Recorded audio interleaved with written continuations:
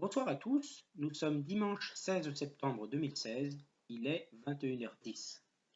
Alors, ce soir, nous allons continuer la lecture de la Bible, comme je l'avais promis la dernière fois, dans ma précédente séquence. Je le rappelle, dans cette édition, il y a un certain nombre d'étapes à suivre pour, allons-nous dire, découvrir la Bible. Donc nous en sommes, si je ne m'abuse, à la 10e sur 15, et aujourd'hui, il est question de Jean, chapitre 1 à 4, qui en fait non pas annonce, mais parle de l'arrivée de Jésus sur terre, après qu'Ésaïe, en chapitre 52 à 56, eh bien, a annoncé le Messie dans l'Ancien Testament. D'abord, j'aimerais lire une prière qui est en quelque sorte une invocation au début de la prière, parce qu'il est, je pense, très important de s'adresser à Dieu, d'entrer en communication, en connexion avec Dieu, afin d'accueillir en son cœur et en son esprit spirituel la parole. Je me tourne vers Dieu l'Éternel et je vis des déroulements merveilleux. Au nom du Père, sagesse éternelle, force supérieure, puissance infinie, pouvoir suprême, du Fils, éternellement paix, éternellement amour, éternellement honneur et gloire, et du Saint-Esprit, harmonie, canal duquel me parviennent toutes ces grâces. Par le pouvoir de la Sainte Croix, j'invoque le pouvoir suprême des forces célestes du bien. Pouvoir qui ouvre les portes de l'évolution harmonieuse, réponds-moi. Pouvoir qui inspire, inspire-moi en toutes choses. Pouvoir qui délivre, délivre-moi de toute chaîne. Pouvoir qui protège, protège-moi de tout danger. Pouvoir qui guérit, guéris-moi de tous les maux. Pouvoir qui purifie, purifie-moi de toute souillure. Pouvoir qui régénère, régénère-moi intégralement.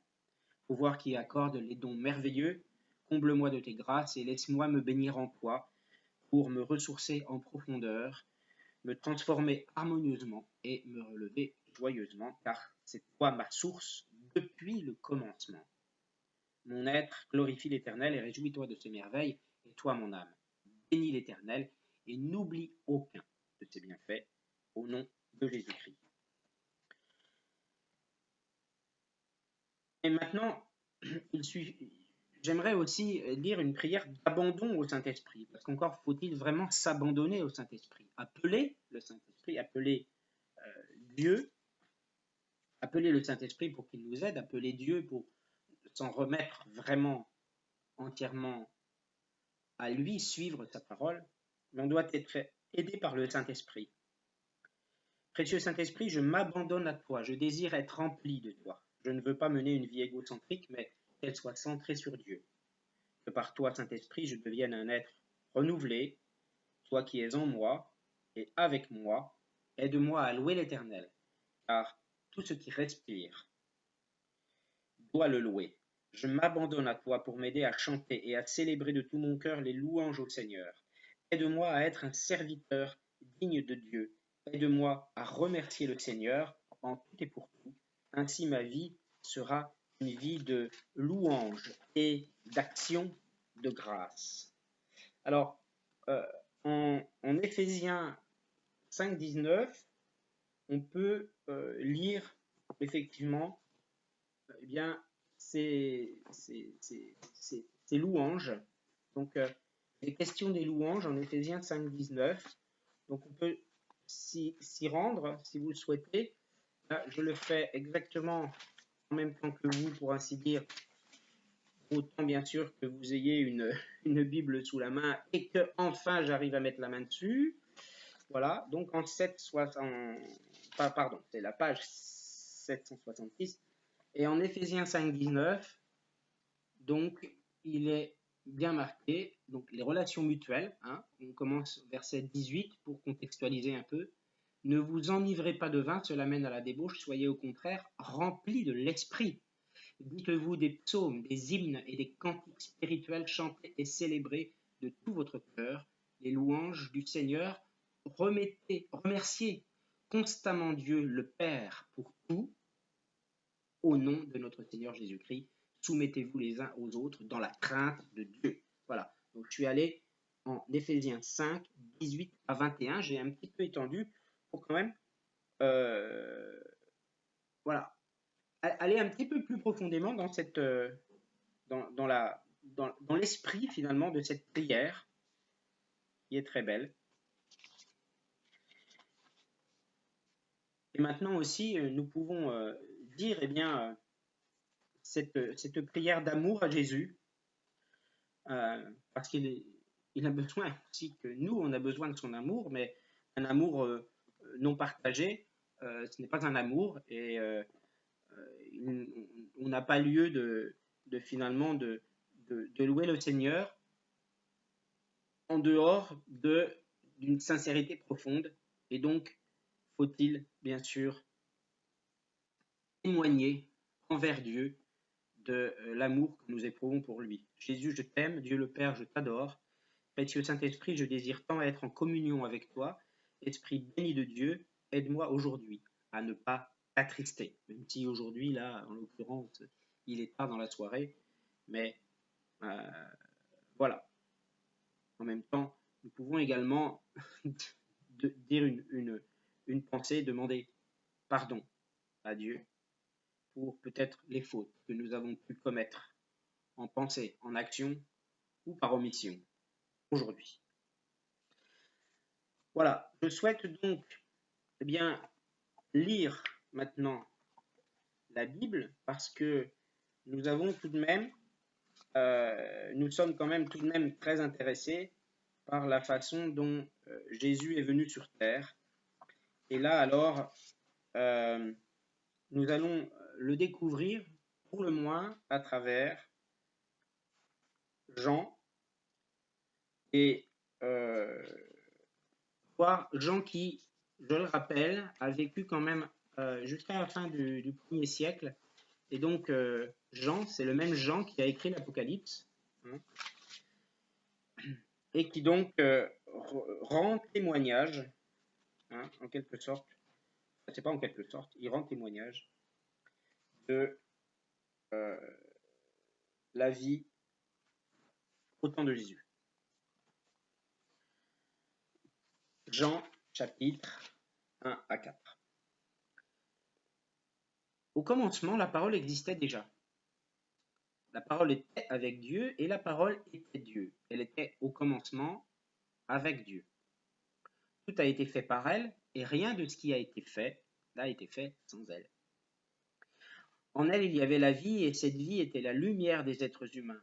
La lumière brille dans les ténèbres et les ténèbres ne l'ont pas accueillie. Il y eut un homme envoyé par Dieu, son nom était Jean. Il vint, alors on précise, hein, c'est pas Jean là qui écrit l'évangile, mais c'est Jean-Baptiste. Hein, c'est Jean-Baptiste dans tout le reste de l'évangile. Hein. Il vint comme témoin pour rendre témoignage à la lumière afin que tous croient par lui. Il n'était pas la lumière, mais il vint pour rendre témoignage à la lumière. Cette lumière était la vraie lumière qui, en venant dans le monde, éclaire tout être humain. Elle était dans le monde et le monde a été fait par elle. Pourtant, le monde ne l'a pas reconnue. Elle est venue chez les siens et les siens ne l'ont pas accueillie. Mais à tous ceux qui l'ont acceptée, à ceux qui croient en son nom, elle a donné le droit de devenir enfants de Dieu, puisqu'ils sont nés non du fait de la nature, ni par une volonté humaine, ni par la volonté d'un mari, mais qu'ils sont nés de Dieu. Je précise, la parole, quand on dit la parole était avec Dieu et la parole était Dieu, c'est-à-dire Jésus-Christ. La parole s'est faite homme. Elle a habité parmi nous, pleine de grâce et de vérité, et nous avons contemplé sa gloire. Une gloire comme celle du Fils unique, venu du Père. Jean lui a rendu témoignage et il s'est écrié « C'est celui à propos duquel j'ai dit, celui qui vient après moi m'a précédé, car il était avant moi. Nous avons tous reçu de sa plénitude et grâce sur grâce. En effet, la loi a été donnée à travers Moïse, mais la grâce et la vérité sont venues à travers Jésus-Christ. Personne n'a jamais vu Dieu, Dieu le Fils unique, qui est dans l'intimité du Père est celui qui l'a fait connaître. Voici le témoignage de Jean, je répète Jean-Baptiste, lorsque les Juifs envoyèrent de Jérusalem des prêtres et des Lévites pour lui demander « Quoi? Qui es-tu » Il déclara sans restriction, affirma « Moi, je ne suis pas le Messie. » Ils lui demandèrent « Qui es-tu donc? Es-tu Élie » Et il dit « Je ne le suis pas. » « Es-tu le prophète » Et il répondit « Non. » Ils lui dirent alors « Qui es-tu? Nous devons donner une réponse à ceux qui nous ont envoyés. Que dis-tu de toi-même? Moi, dit-il, je suis la voix de celui qui crie dans le désert. Rendez le chemin du Seigneur droit, comme l'a dit le prophète Isaïe. Ceux qui avaient été envoyés étaient des pharisiens. Ils lui posèrent encore cette question, « Pourquoi donc baptises-tu si tu n'es ni le Messie, ni Élie, ni le prophète ?» Jean leur répondit, « Moi, je baptise d'eau, mais au milieu de vous se trouve quelqu'un que vous ne connaissez pas. Il vient après moi, mais il m'a précédé, et je ne suis pas digne de détacher la courroie de ses sandales. » Cela se passait à Béthanie, de l'autre côté du Jourdain, où Jean baptisait. Le lendemain, il vit Jésus s'approcher de lui et dit, « Voici l'agneau de Dieu qui enlève le péché du monde. » C'est celui à propos duquel j'ai dit, « Après moi vient un homme qui m'a précédé, car il existait avant moi. Pour ma part, je ne le connaissais pas, mais c'est afin de faire connaître à Israël, de le faire connaître à Israël, que je suis venu baptiser d'eau. » Jean rendit aussi ce témoignage. J'ai vu l'Esprit descendre du ciel comme une colombe et s'arrêter sur lui. Je ne le connaissais pas, mais celui qui m'a envoyé baptiser d'eau m'a dit, « Celui sur qui tu verras l'Esprit descendre et s'arrêter, c'est lui qui baptise du Saint-Esprit. » Et moi, j'ai vu et j'atteste qu'il est le Fils de Dieu. Le lendemain, Jean était encore là avec 2 de ses disciples. Il vit Jésus passer et dit, « Voici l'agneau de Dieu. » Les 2 disciples l'entendirent prononcer ces paroles et suivirent Jésus. Jésus se retourna, voyant qu'ils le suivaient, et il leur dit, « Que cherchez-vous » Ils lui répondirent, « Rabbi », ce qui signifie maître, « où habites-tu » ? Venez, leur dit-il, et voyez. Ils y allèrent, virent où il habitait, et restèrent avec lui ce jour-là. C'était environ 4 heures de l'après-midi. André, le frère de Simon-Pierre, était l'un des 2 qui avait entendu les paroles de Jean et qui avait suivi Jésus. Il rencontra d'abord son frère Simon et lui dit, « Nous avons trouvé le Messie, ce qui correspond à Christ. » Il le conduisit vers Jésus. Jésus le regarda et dit, « Tu es Simon, fils de Jonas, tu seras appelé Céphas, ce qui signifie Pierre. » Le lendemain, Jésus décida de se rendre en Galilée. Il rencontra Philippe et lui dit, « Suis-moi. » Philippe était de Bethsaïda, la ville d'André et de Pierre. Philippe rencontra Nathanaël et lui dit, « Nous avons trouvé celui que Moïse a décrit dans la loi et dont les prophètes ont parlé, Jésus de Nazareth, fils de Joseph. » Nathanaël lui dit, « Peut-il sortir quelque chose de bon de Nazareth ?» Philippe lui répondit, « Viens et vois. » Jésus vit Nathanaël s'approcher de lui et dit de lui, « Voici vraiment un Israélite en qui il n'y a pas de ruse. » « D'où me connais-tu » lui dit Nathanaël.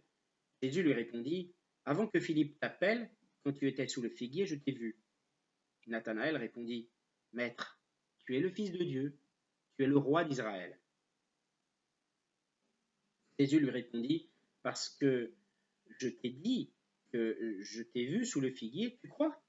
Tu verras de plus grandes choses que celles-ci. » Il ajouta, « En vérité, je vous le dis, vous verrez désormais le ciel ouvert et les anges de Dieu monter et descendre au-dessus du Fils de l'homme. » Or, le 3e jour, nous commençons le chapitre 2, il y eut des noces à Cana, en Galilée. La mère de Jésus était là. Jésus fut aussi invité aux noces avec ses disciples. Comme le vin venait à manquer, la mère de Jésus lui dit, « Ils n'ont plus de vin. » Jésus lui répondit, « Que me veux-tu, femme ? Mon heure n'est pas encore venue. Sa mère dit au serviteur. Faites tout ce qu'il vous dira. Et or, il y avait là 6 jarres de pierre destinées aux purifications des Juifs et contenant chacune 100 de litres. Jésus leur dit, remplissez d'eau ces jarres. Et ils les remplirent jusqu'au bord. Puisez maintenant, leur dit-il, et apportez-en à l'organisateur du repas. Ils lui en apportèrent. L'organisateur du repas goûta l'eau changée en vin. Ne sachant pas d'où venait ce vin, tandis que ses serviteurs Ne sachant pas d'où venait ce vin, tandis que les serviteurs qui avaient puisé l'eau le savaient bien, il appela le marié et lui dit, tout homme sert d'abord le bon vin, puis le moins bon après qu'on s'est enivré, mais toi tu as gardé le bon vin jusqu'à présent. Elle fut à Cana en Galilée, le premier des signes miraculeux que fit Jésus. Il manifesta sa gloire et ses disciples crurent en lui. Après cela, il descendit à Capernaum avec sa mère, ses frères et ses disciples, et ils n'y restèrent que peu de jours. Voilà, nous continuerons le chapitre 2 la prochaine fois avec Jésus dans le temple à Jérusalem. Voilà,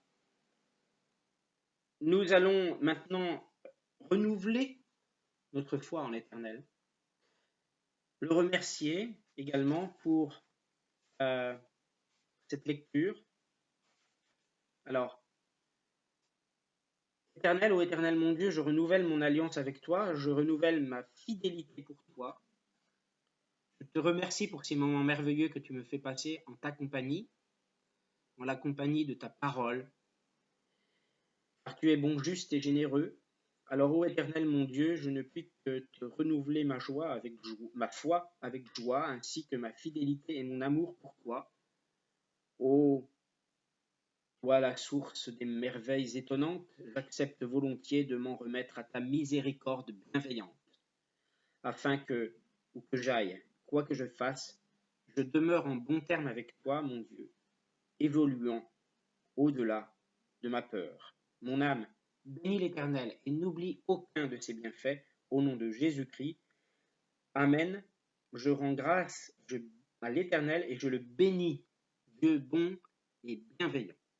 Alors cela crée une bonne transition avec ce que je voulais faire ensuite, c'est-à-dire le 9e jour de cette neuvaine que j'ai acheté la dernière fois le 15 août à l'abbaye d'Ourscan dans l'Oise, là où j'ai fait une petite halte spirituelle, parce qu'il est question de miséricorde. On s'en remet à sa miséricorde bienveillante. Alors, on rend grâce pour les fruits du jubilé de la miséricorde. La miséricorde est le propre du Père dont le Christ est le visage et que l'Église est chargée d'annoncer à tous dans le monde entier, a dit le pape François. Parole de Jésus sur la croix. Père, pardonne-leur, car ils ne savent pas ce qu'ils font. Cette parole est en Luc 23-34. Et je propose que nous nous y rendions en Luc 23-34.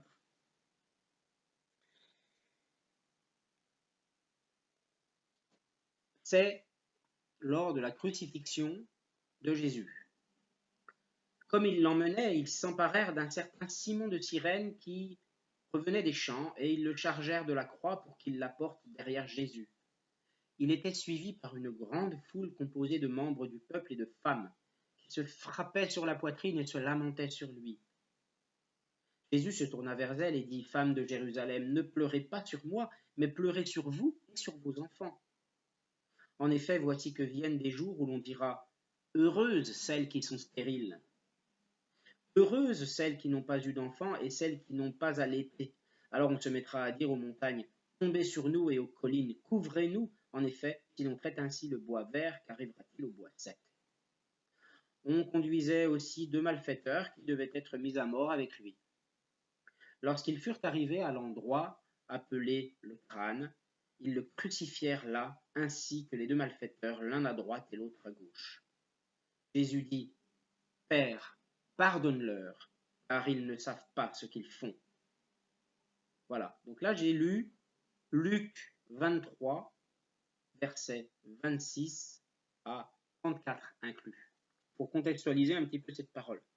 C'est bien la parole de Jésus sur la croix.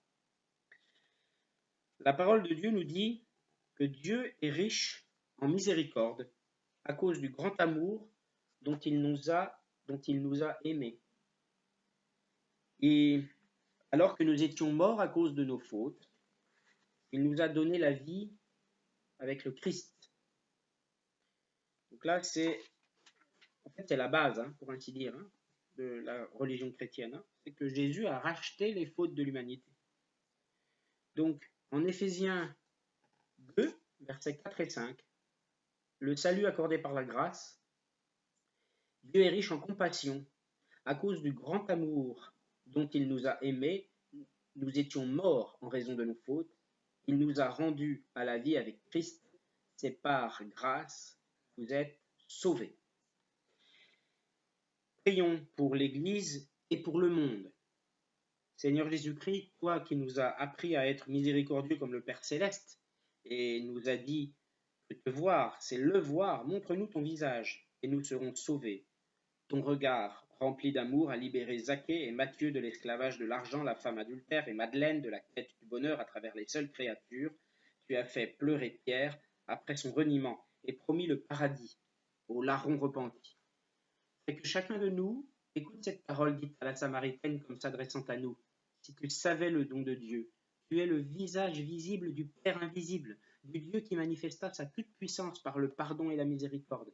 Fais que l'Église soit dans le monde ton visage visible, toi son Seigneur ressuscité dans la gloire. Tu as voulu que tes serviteurs soient aussi habillés de faiblesse pour ressentir une vraie compassion à l'égard de ceux qui sont dans l'ignorance et l'erreur. Fais que quiconque s'adresse à l'un d'eux se sente attendu, aimé et pardonné par Dieu. Envoie ton esprit et consacre-nous tous de son onction pour que le jubilé de la miséricorde soit une année de grâce, Seigneur, et qu'avec un enthousiasme renouvelé, ton Église annonce aux pauvres la bonne nouvelle, aux prisonniers et aux opprimés la liberté, et aux aveugles qu'ils retrouveront la vue. Nous te le demandons par Marie, Mère de la miséricorde, à toi qui vis et règnes avec le Père et le Saint-Esprit pour les siècles des siècles. Amen. Voilà. Je souhaite terminer par une prière. Demandons pardon à Dieu pour nos fautes. Demandons pardon à Dieu pour nos débordements. Demandons-lui sa miséricorde envers nous-mêmes. Seigneur mon Dieu, merci pour ta bonté. Merci pour cette puissance que tu as de nous réconcilier avec nous-mêmes à travers la lecture, l'accueil en notre cœur de la parole. Merci Seigneur, pardonne-nous nos offenses, comme nous pardonnons aussi à ceux qui nous ont offensés. Pardonne-nous nos errements, pardonne-nous nos erreurs, pardonne-nous nos fautes, pardonne-nous nos négligences, pardonne-nous nos moments d'inconscience, là où nous arrivons justement à commettre ces fautes. Merci Seigneur. Amen. Merci à tous et à très très bientôt. J'ai été un petit peu long. La prochaine fois, je serai moins long. Je terminerai avec Jean et nous aurons l'occasion ensuite d'organiser bien sûr d'autres séquences. On va dire que j'ai tendance aussi un petit peu à improviser, mais tout en essayant bien sûr de les rendre cohérentes et également de plus ou moins contextualiser ce que je peux dire devant cette caméra, bien qu'étant un amateur tout à fait débutant en la matière, si je puis m'exprimer ainsi. Bonsoir.